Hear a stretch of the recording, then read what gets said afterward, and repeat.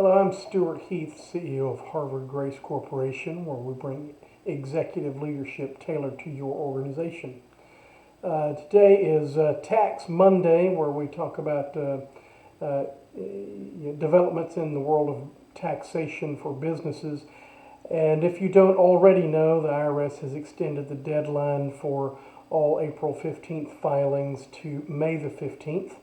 So that includes most of the pass-through entities and, of course, individual tax returns as well. But I also want to talk about some of the business impacts from the American Recovery Plan Act passed a week or so ago, and you may already have your $1,400 stimulus payment in your bank account. But let's focus on some of the impacts for businesses. Now, we touched on a little bit of this last week, but as in all of these gigantic bills, there are tiny little things that have hundreds of millions of dollars of impact on them that never get a whole lot of coverage. And some of them are going to impact your business, through the revenue side, and others are just regulatory matters that you're going to have to deal with.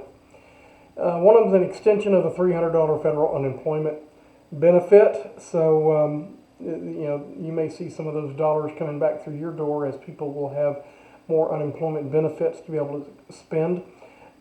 They've extended the Economic Injury Disaster Loan Program, or sort of the emergency loan program that's been administered for years to the SBA. This is, of course, on top of the PPP loan. There's a portion of the EIDL that is a grant, which means it's forgiven, and then there's also loans, so again, separate from PPP. There's a grant program for restaurants, so if you or clients of yours are restaurants, they may need to help applying for this. There's a tax exclusion on a certain type of unemployment compensation, because when you get unemployment compensation, it's taxable in a lot of cases unless it's recaptured and paid back. They expanded the PPP loan program. I think most folks know that. They've dramatically expanded the child tax credit. It's now a refundable credit. And there's more money for the Affordable Care Act if you've got employees on that, and certain extensions on other programs that are much smaller. The main corporate and business impacts, Section 864F Worldwide Interest Allocation Rules have been modified by this.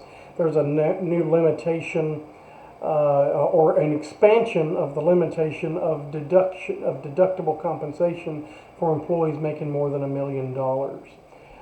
There's a few other impacts for non-incorporated businesses, that be sole proprietors and partnerships and LLCs electing to be taxed as a partnership, and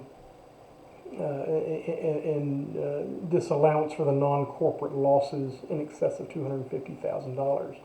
So all of this is very complex. It's going to impact 2021 taxes for the most part, and it's something that becomes involved when you're planning for your business.